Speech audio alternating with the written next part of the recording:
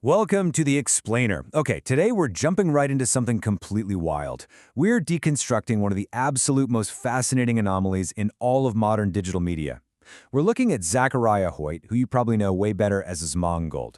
We're going to break down exactly how this totally unpolished, zero-overhead streaming setup somehow translates into a massive multi-platform digital empire.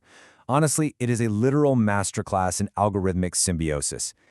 Just look at this number for a second. 101,820,000.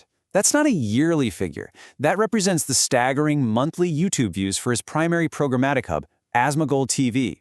In this massive volume, it's driven by a non-stop stream of uploads. We're talking over 7,000 videos across the channel's lifespan.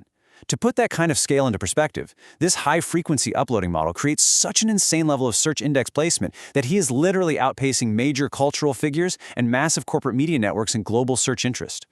So, this immediately begs the ultimate question.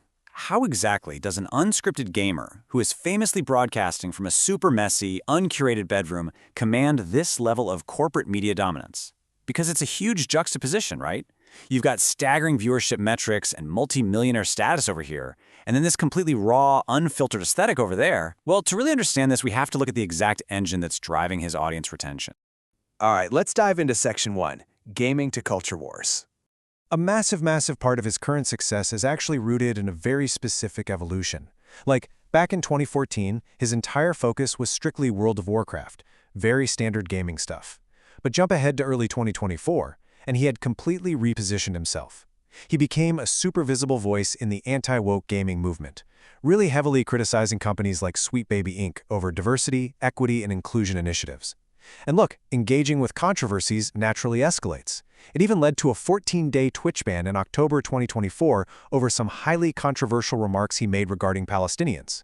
And yet, incredibly, by late 2025, his influence had grown so much that it permeated formal political circles, and he was actually endorsing a gubernatorial candidate in Florida. He is actively generating what we're going to call cultural friction. Actually, right after that October 2024 ban, he issued an apology and said this exact quote. He openly admitted to a shift in his own behavior. But here's the thing.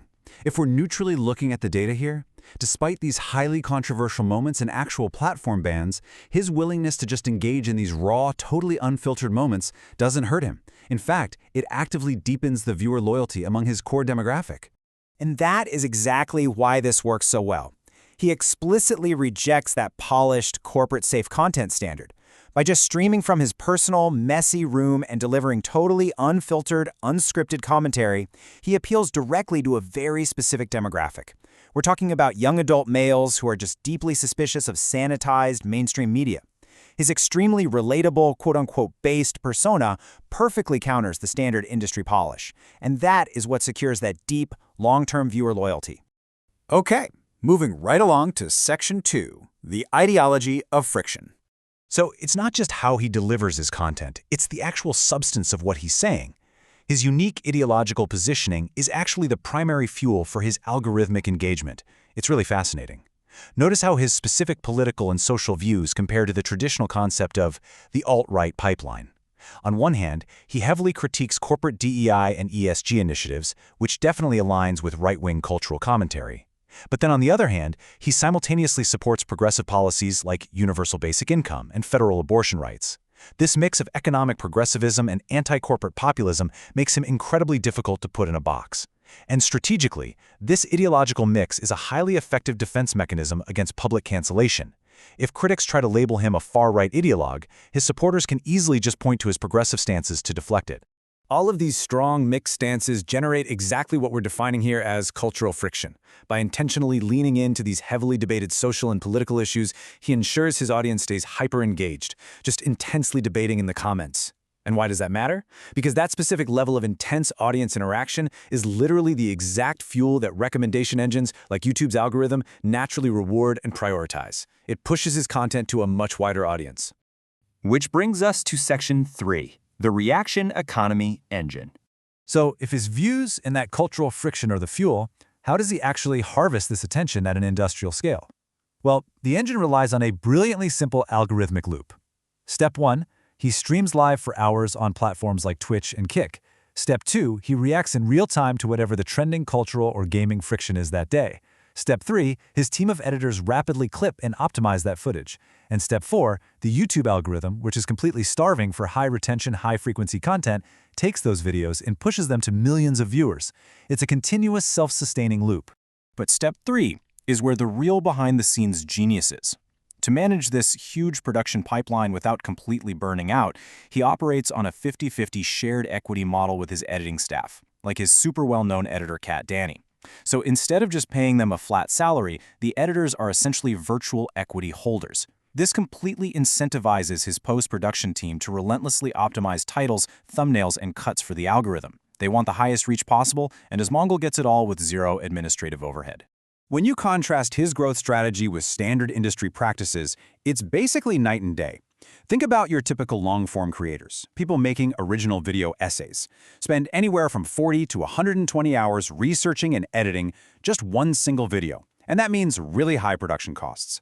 But as a reaction aggregator, Asmongold spends maybe 1 to 2 hours just watching and reacting in real time. The cost is practically zero, and his algorithmic adaptability is instantaneous. The absolute second to topic trends, he's capturing that existing search traffic. All right, moving to Section 4, multi-platform arbitrage strategy. To truly get how he insulates this massive operation, we got to talk about financial arbitrage. Check out this stark contrast from October 2025. He made just under $20,000 on Twitch, but on Kick, for a very comparable number of streams, he brought in over $165,000. This is all thanks to the Kick Creator Incentive Program, which pays streamers these exponentially higher hourly rates for their live broadcasts. But here's the kicker. Rather than just taking the highest paycheck and going exclusive, he diversified everything. His Zachrar Twitch channel acts as this low-pressure casual broadcast hub. Then Kick acts as his high monetization event stream. YouTube is his programmatic, automated distribution network. He even has a channel called Asmongold 24/7 that literally just runs automated reruns, and that grabs over 1 million hours of passive watch time. This ecosystem guarantees he is absolutely never reliant on a single platform's rules or algorithm changes.